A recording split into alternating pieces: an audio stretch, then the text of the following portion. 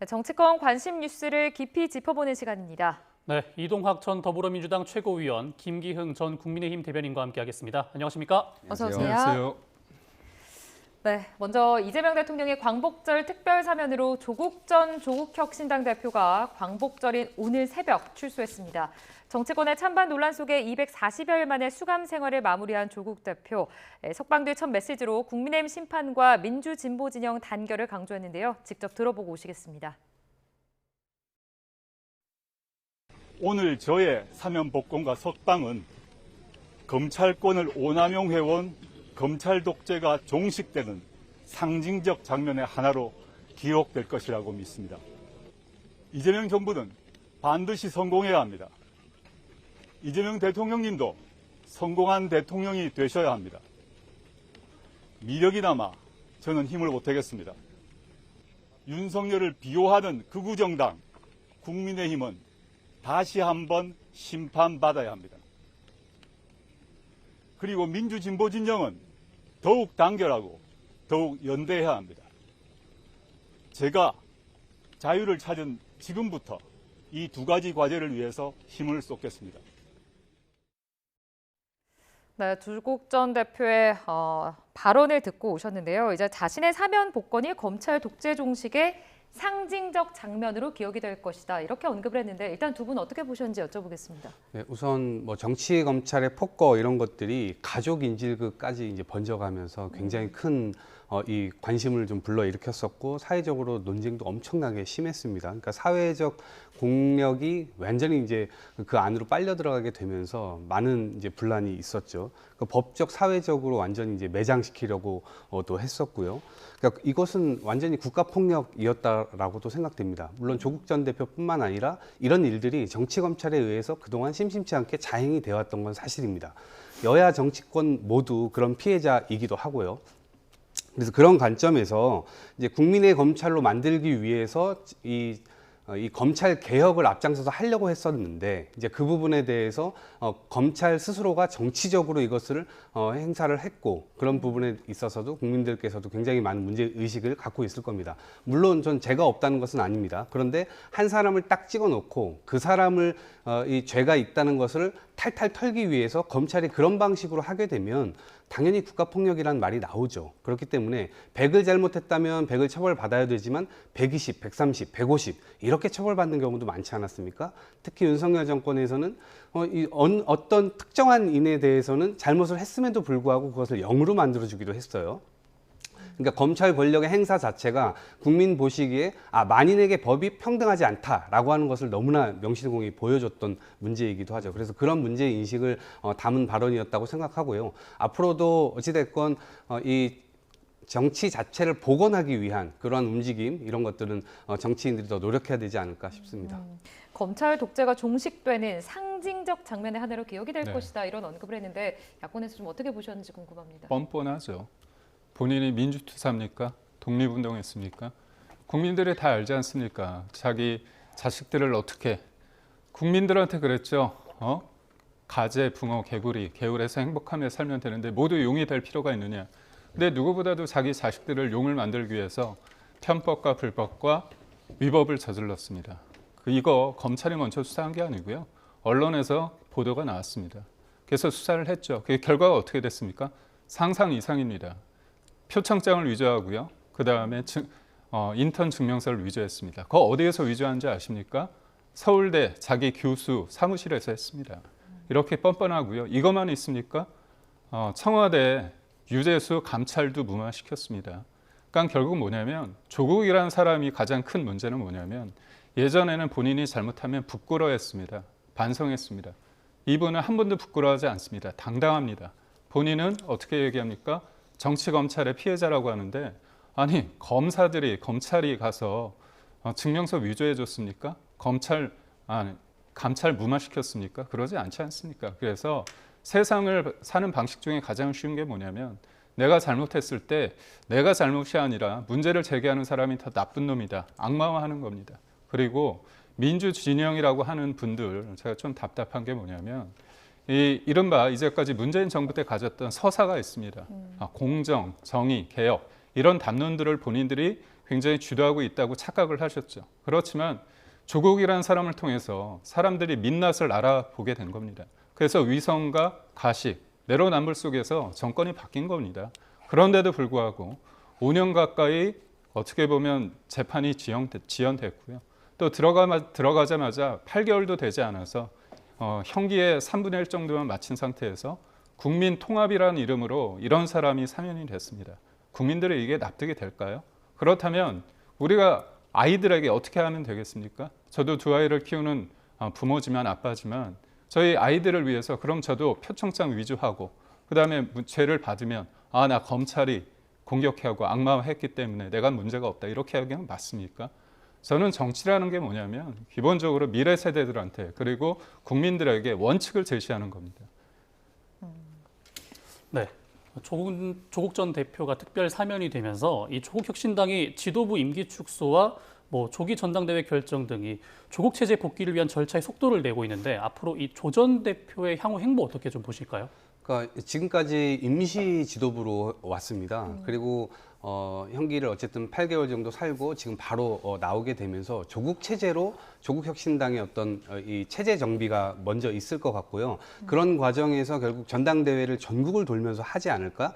그 과정에서 지금 윤석열 정권의 폭거가 어떠했었는지 그리고 앞으로 바로잡아야 될 어떤 아젠다들은 무엇인지 그리고 특히 이번에 국정기획위원회가 마치면서 개헌 얘기가 있었거든요. 근데 그 부분에 대해서 조국혁신당이 그동안 얘기해 왔었던 사회권 선진국으로 갈 그런 아젠다들을 어떻게 또 끼워 맞출 것인지 여러 가지 이제 메시지들을 들고 전국을 도는 그런 행보들을 하지 않을까 싶은데 특히나 내년에는 지방선거가 또 있지 않습니까? 그러면 본인의 어떤 거치 문제뿐만 아니라 조국혁신당을 통해서 출마를 하려고 하는 사람들을 또 대대적으로 모집을 할 것이고 그 과정에서 민주당과의 이 경쟁도 불가피하게 될 겁니다. 그러면 그것이 건강한 경쟁 관계를 통해서 국민들에게 더 좋은 정치 서비스로 갈 수만 있다면 그것은 우리 정치의 발전뿐만 아니라 국민들에게도 결국 도움이 되는 어떤 그런 그 행동이 되지 않을까 싶습니다. 사실상 조국 전 대표 같은 경우는 최동석 신임 인사혁신처장이 얘기를 했듯이 굉장히 본인의 정치를 하고 싶은 자기 현시의 욕망이 큰 사람 아닙니까? 그렇다면 지금은 이재명 대통령님이라는 얘기까지 하면서 고마움을 전하고 있지만 권력은 그렇지 않습니다. 그러니까 본인이 이제 미래 권력의 어떤 선두주자라고 생각을 하겠죠. 제일 안타까운 건 뭐냐면 조국 전 대표가 대한민국을 어떻게 바라보겠습니까? 끝까지 검찰을 악마화하고 지금의 야당을 사실상 절멸시키는 것이 본인이 사는 길이라고 생각을 하는 겁니다. 제일 안타까운 건 뭐냐면 2019년 8월에 대한민국은 두 동강이 났습니다. 서초동과 광화문으로 대표되는. 그런데 시간이 지났는데도 불구하고 여전히 본인으로부터 그런 것들이 계속 작동될 수밖에 없다고 보고 있고요. 저는 이재명 대통령께서는 통합이라는 어떤 취지로 조국 전 대표를 사면을 했지만 저는 이재명 대통령의 인생사 중에 악수 중에 최대 악수다 그렇게 생각을 합니다. 아까도 잠깐 언급을 해주시긴 했는데 한 번만 더 좀 자세히 좀 짚고 넘어가 보겠습니다. 민주당과 조국혁신당의 합당설도 나오고 있고 내년 지방선거를 앞두고 단일화하는 것 아니냐 이런 이야기도 나오고 있고요. 또는 지방선거를 본인이 출마를 할 것이다라는 다양한 전방들이 나오고 있는 상황에서 좀 어떻게 전망을 하고 계십니까?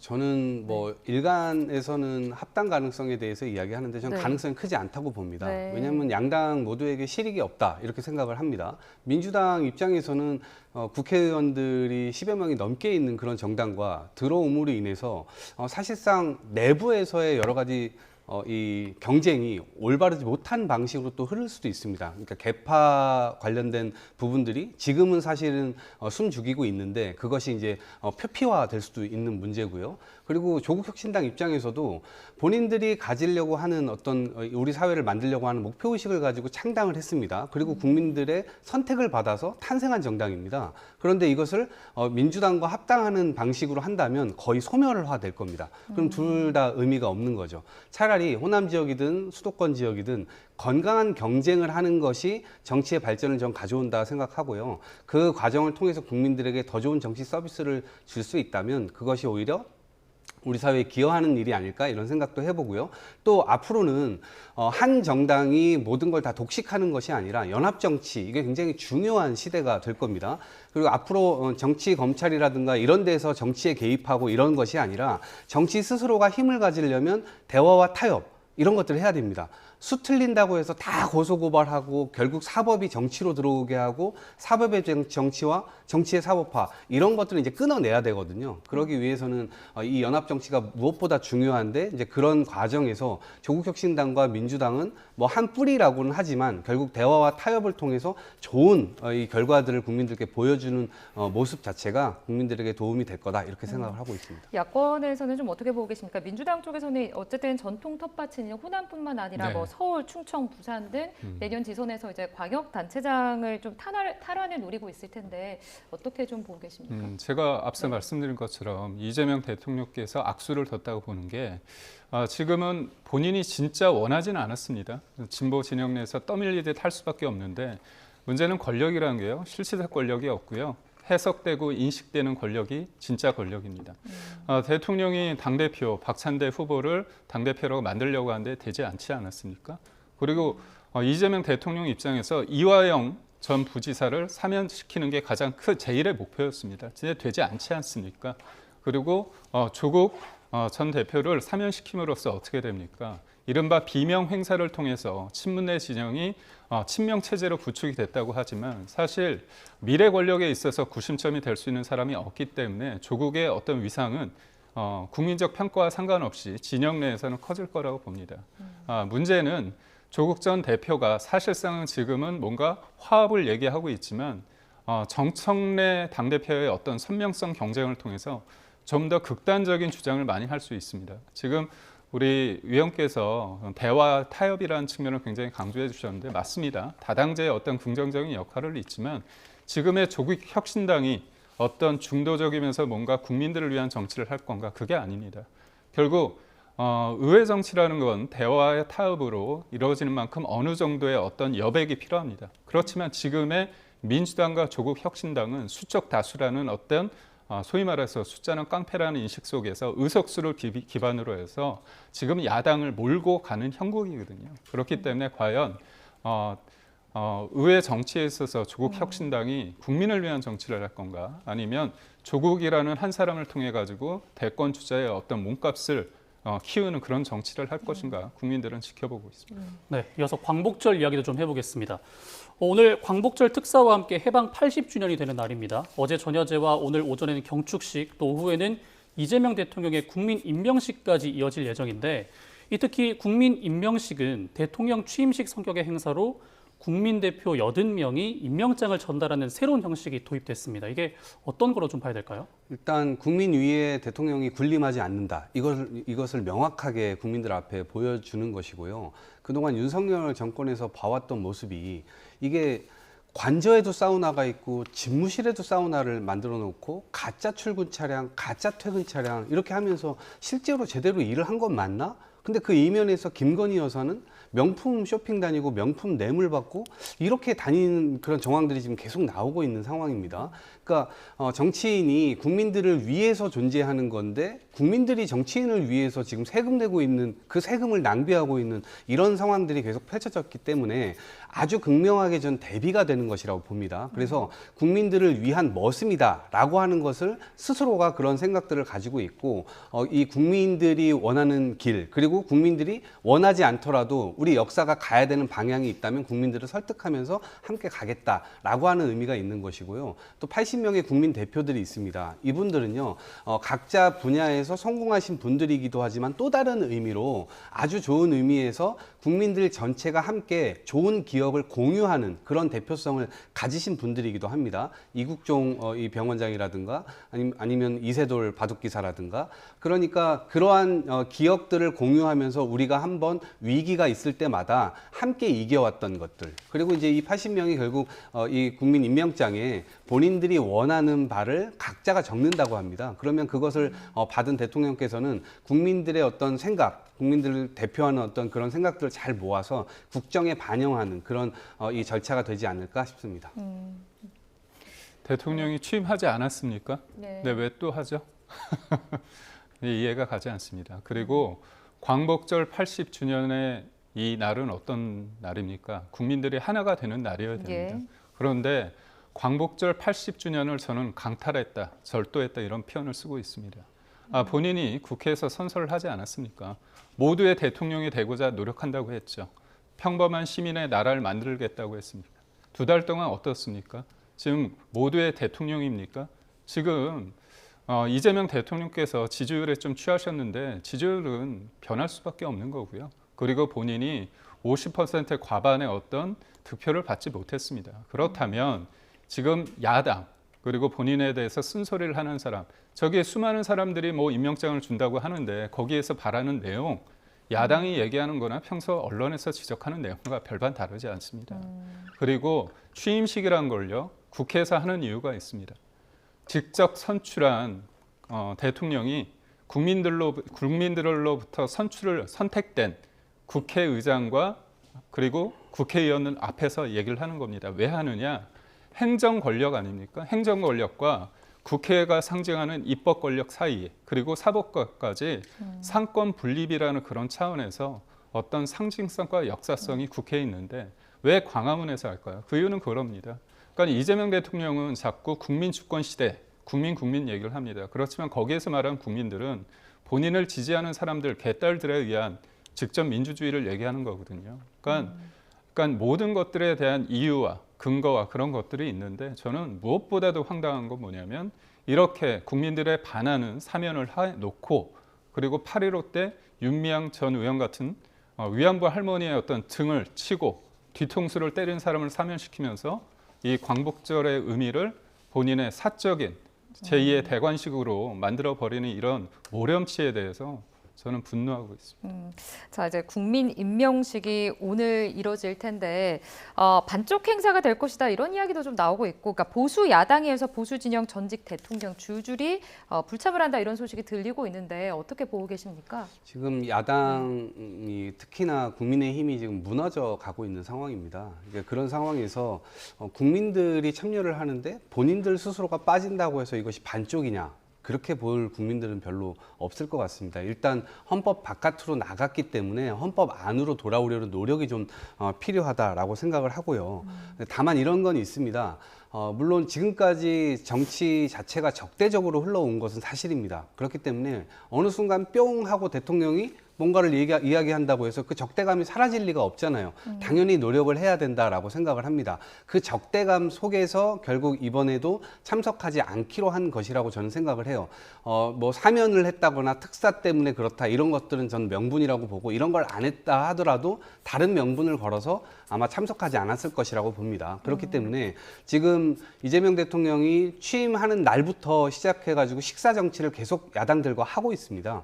대화하려는 노력을 하고 있고, 그런데 이게 지금 현실적으로 어려운 것이 본인들 스스로가 지금 내란을 일으켰고 그 내란을 또 옹호하고 있는 그 과정으로 전당대회가 지금 치러지고 있어요.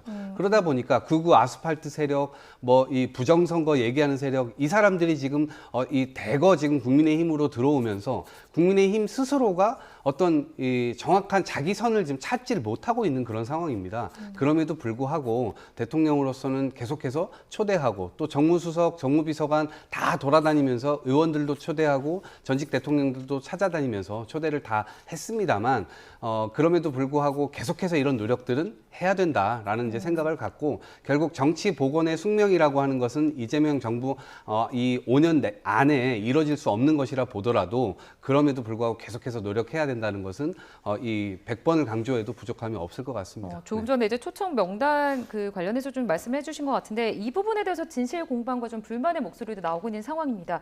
곽규태 국민의힘 의원은 야당을 정식으로 초청한 바가 없다고 지금 주장을 하고 있고, 5.18 대표 참석자들이 부적합하다, 자격을 검증을 했는가 이런 부분에 대해서도 이의 제기가 나오고 있거든요. 일단 야권에서는 어떻게 보셨습니까? 우선적으로 내란을 일으켰다는 그 말씀에 대해서는 좀 해명을 해주시면 되겠습니다. 국민의힘이 내란을 일으켰습니까? 그리고 윤석열 전 대통령이 계엄이 곧 내란이라는 거는 그거는 형사 재판 중에 있고요. 무엇보다도 제가 볼 때는 국민의힘이 내란을 일으킨 것처럼 말씀하셔서 저는 그거에 대해서 절대 동의할 수 없고, 저 그렇습니다. 뭐 연락을 했다 안 했다 그게 중요치 않죠. 기본적으로 지금 어떻습니까? 특검이 뭡니까? 민주당과 조국혁신당이 추천한 사람들로 만들어진 정치적인 특검입니다. 그쪽이 특검이 어떻게 합니까? 지금 당원 500만 명, 그러니까 국민 10분의 1에 해당하는 사람들 당원 명부 관련해서 압수수색을 합니다. 이제까지 특검이 종교 관련 단체, 종교, 어떻게 보면 여의도 순복음 그리고 국동방송에 있는 교계의 어떤 저명한 목사님 관련해서 압수수색도 하고 있고요. 제1야당에 대해서 중앙당도 압수수색하고 있습니다.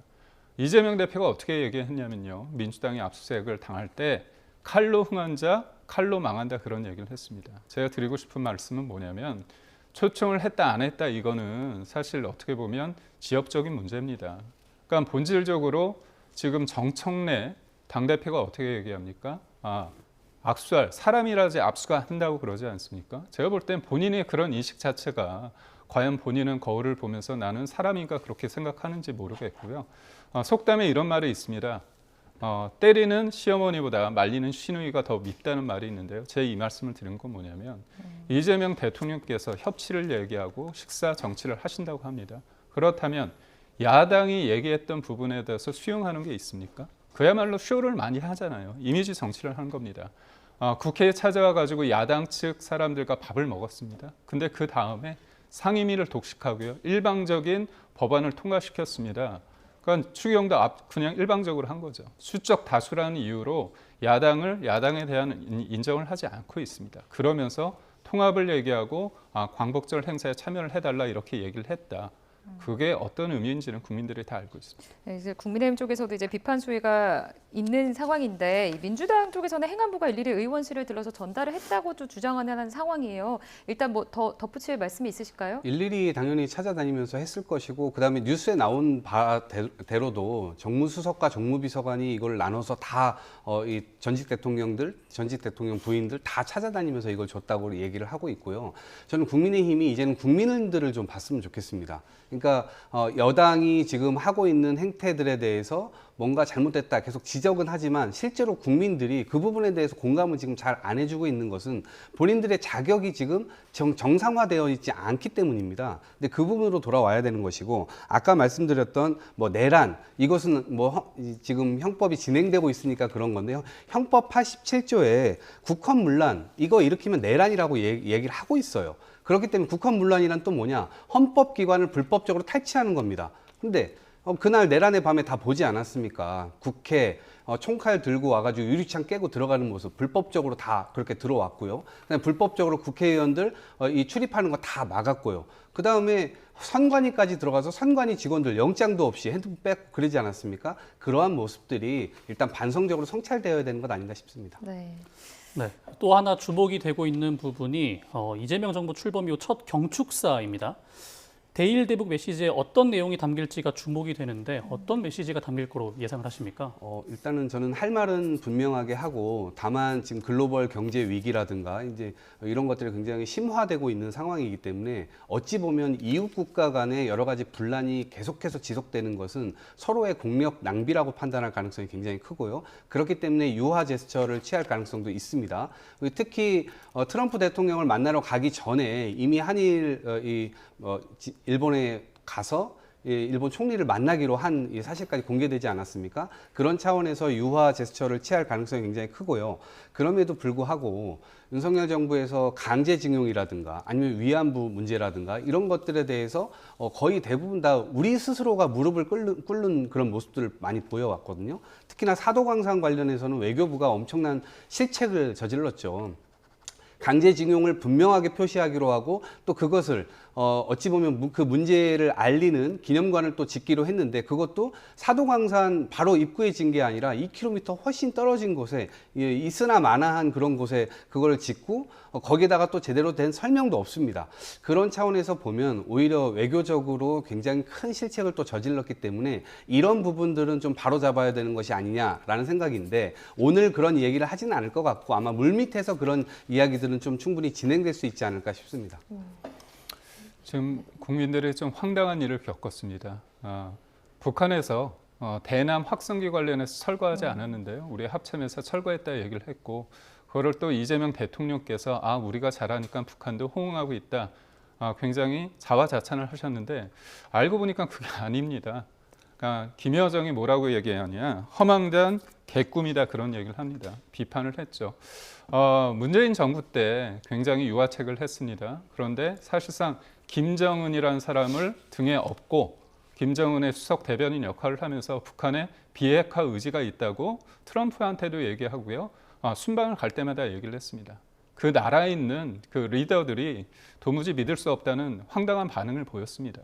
그런데 어떻게 됐습니까? 지금 다시 이재명 정부 들어서 북한에 대한 짝사랑을 연연 없이 보내고 있습니다. 돌아온 건 허황된 개꿈이고요. 문재인 정부 때 어떤 얘기까지 들었습니까? 삶은 소대가리라는 얘기까지 들었습니다. 제가 한 말씀 드리자면 진보 진영 때 김대중 정부, 노무현 정부 그리고 문재인 정부까지 이뤄졌을 때 북한의 핵 개발이 고도화됐습니다.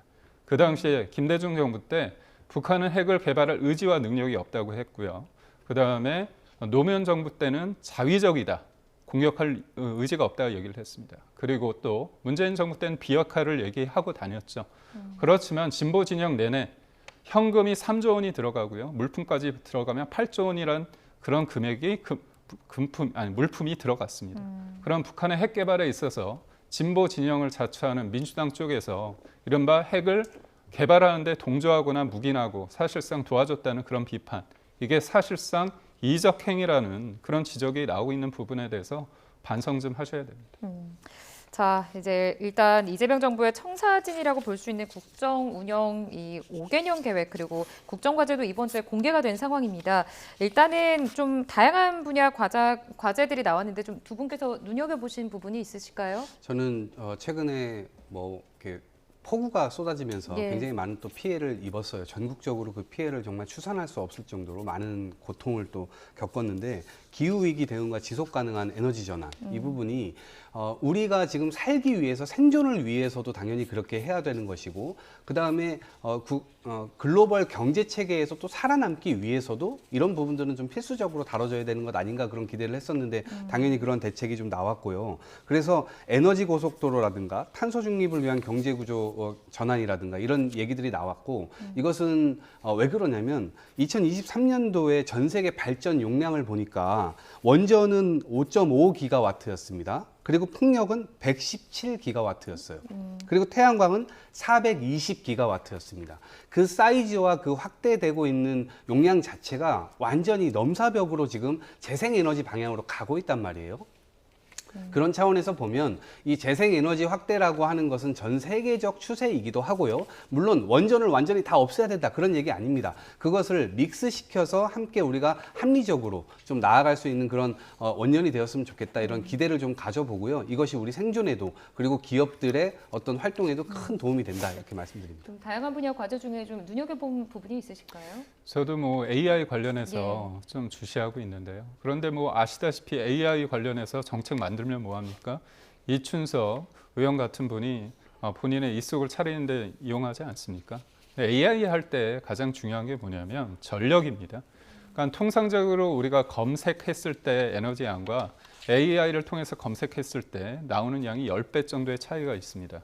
그렇다면 우리나라가 문재인 정부 시절 그냥 이념에 경도돼서 탈원전을 했다가 사실상 큰 낭패를 봤습니다. 국가적으로 큰 이익을 취하지 못하는 상황에 놓였죠. 이재명 대통령께서는 감원전이라는 얘기를 합니다. 탈원전의 또 다른 이름뿐이 안 된다고 저는 보는데 감원전이 뭐냐면 기존에 운영 중인 원전은 지속을 하되 새로운 원전은 짓지 않는다는 겁니다. 그럼 제가 말씀드릴게요. 지금 말씀하신 것처럼 재생에너지하고 풍력과 태양광 에너지가 굉장히 포션이 넓어지고 있다고 얘기를 하는데 전 세계적으로 탈원전을 처음으로 기치를 내렸던 이탈리아도 원전을 하고요. 유럽도 마찬가지입니다. 그리고 미국도 그리고 중국도 원전을 많이 합니다. 탄소 제로를 위해서 가장 중요한 건 뭐냐면 화석 에너지를 줄이고 기본적으로 풍력과 태양력을 올려야 되는데 우리나라의 어떤 한반도 지형상 여러 가지를 봤을 때 불합리하다는 조건이 많습니다.